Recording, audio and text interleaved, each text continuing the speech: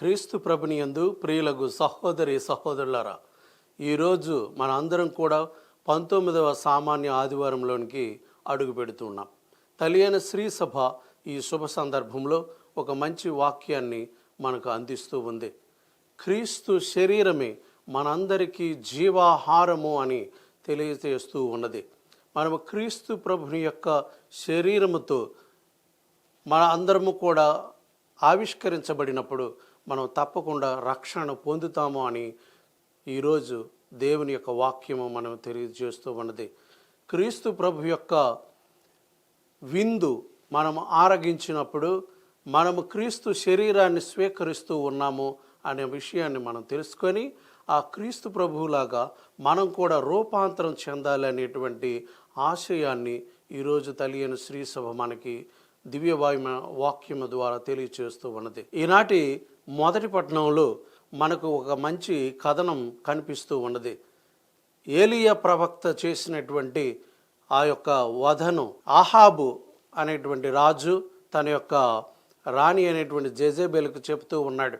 అన్య దేవతలకు చెందినటువంటి ప్రవక్తలను ఏలియా ప్రవక్త ఏ విధంగా వధించాడు, దేవునికి ప్రియమైనటువంటి బలి అర్పణను ఆయన సమర్పించాడు అని చెప్పి ఆయన చెప్పిన కథనాన్ని విని రాణి ఒక హెచ్చరికను జారీ చేస్తూ ఉన్నది.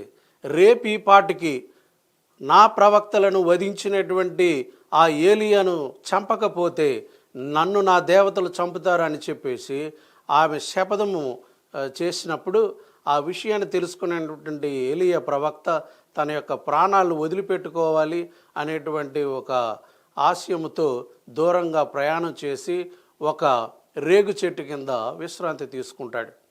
ఇక నా పని అయిపోయింది అని అనుకున్నటువంటి ఏలియా ప్రవక్తకు దేవదూత అక్కడకు వచ్చి ఆ విశ్రాంతి తీసుకుంటున్నటువంటి ఏలియాను లేపి ఆయనకు భోజన పదార్థాలు ఇస్తూ ఉన్నాడు. మరి ఆయన ఏలియా ప్రవక్త భోజన పదార్థాలను ఆరగించి మళ్ళీ నిద్రపోతాడు. కానీ దేవదూత మరలా లేపి మరలా అన్నపానీయాలు ఇచ్చి ఆ యొక్క ఏలియా ప్రవక్తను వాటిని సేవించమంటాడు. మరి ఏలియా ప్రవక్త దేవుడు పంపించినటువంటి ఆ దేవదూత ఇచ్చినటువంటి ఆ యొక్క అన్నపానీయాలు ఆరగించిన తర్వాత 40 రోజులు ప్రయాణం చేసి హోరేబు పర్వతం మీదకి వెళ్ళగలిగాడు. అంతటి బలాన్ని ఆయన సంపాదించుకున్నాడు. అంటే పరలోకము నుండి దిగి వచ్చినటువంటి ఆ ఆహారాన్ని భుజించినటువంటి ఈ యొక్క ఏలియా ప్రవక్త గొప్ప శక్తిని పొందాడు, గొప్ప ధైర్యాన్ని కూడా పొందాడు. ఆ విధంగా తన యొక్క కార్యాన్ని కొనసాగించడానికి ఆయన బలాన్ని పుంజుకున్నాడు.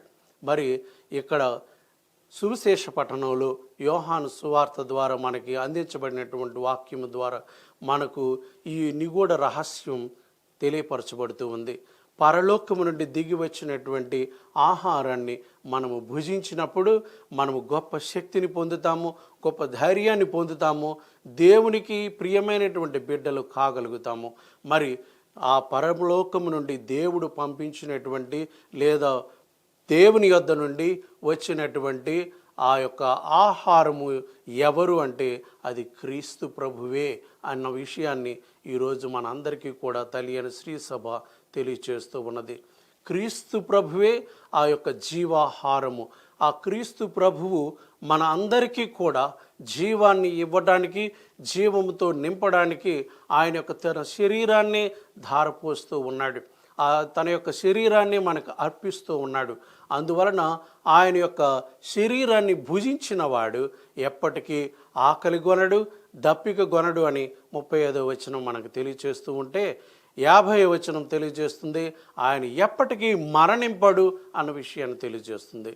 యేసుక్రీస్తు యొక్క శరీరాన్ని భుజించిన వాడు ఎప్పటికీ మరణింపడు, తాను నిరంతరము జీవిస్తాడు అన్న విషయాన్ని కూడా 51వ వచనం మనకు తెలియచేస్తూ ఉంది.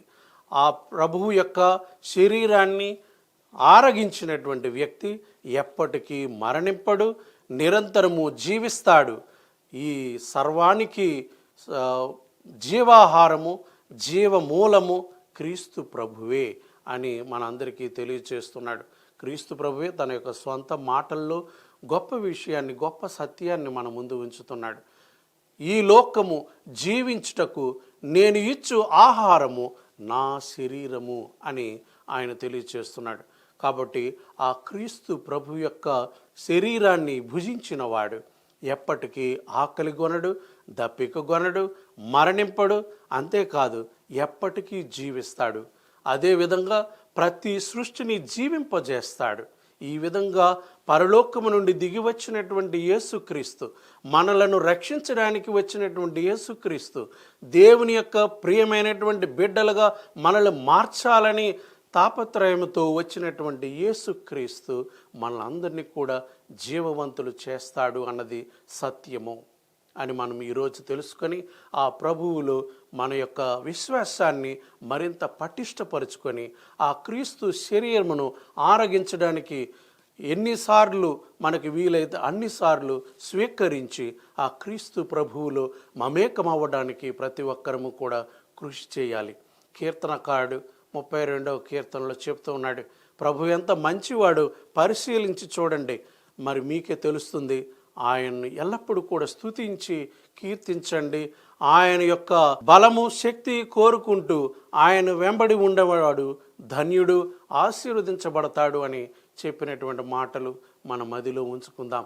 అదేవిధంగా పౌలు గారు ఎఫెసీయులకు రాయబడిన లేఖలో చెప్తూ ఉన్నారు, క్రీస్తు ప్రభు మనల్ని ఎంతగా ప్రేమించాడో ఆయన తన యొక్క ప్రాణాన్ని సమర్పించిన విధానాన్ని బట్టి మనకు తెలుస్తుంది అని అంటున్నాడు. కాబట్టి క్రీస్తు ప్రభు మనల్ని ఎంతగానో ప్రేమించాడు కాబట్టి తన యొక్క శరీరాన్ని మనకి భోజనముగా అందిస్తూ ఉన్నాడు అన్న విషయాన్ని ఈరోజు గుర్తు చేసుకుందాం.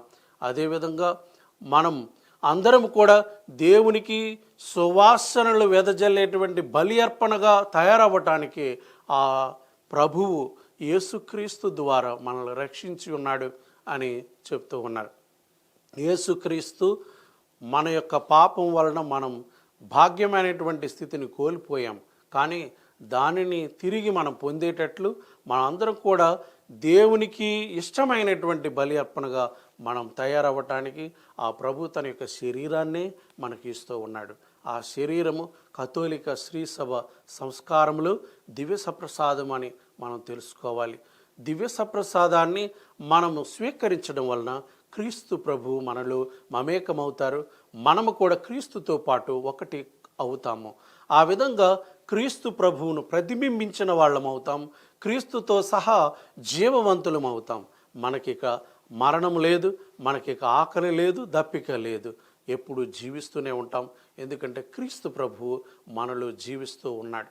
కాబట్టి విశ్వాసముతో ఆ దివ్య సప్రసాద సంస్కారాన్ని మనము స్వీకరించి ఆశ్రయించి ఆ క్రీస్తు ప్రభువును మనం మన సొంతం చేసుకుంటూ క్రీస్తు ప్రభు ఏ విధంగానైతే ప్రతి ఒక్కరిని జీవవంతులు చేస్తున్నాడో మనము కూడా ఈ లోకములో ఆ క్రీస్తు ప్రభువును పోలి జీవించేటువంటి బాధ్యతను కలిగి ఉన్నామని తెలుసుకొని ప్రతి ఒక్కరికి ప్రేమను అందిస్తూ సేవలు చేస్తూ ఆ ప్రభు యొక్క ప్రేమను ప్రకటిస్తూ జీవించడానికి ముందుకు రావాలని తెలియని శ్రీ సభ యొక్క ఆకాంక్షను తెలుసుకొని ఆ ప్రభువులో ప్రగాఢమైనటువంటి విశ్వాసాన్ని ప్రకటించడానికి ప్రయత్నం చేద్దాం.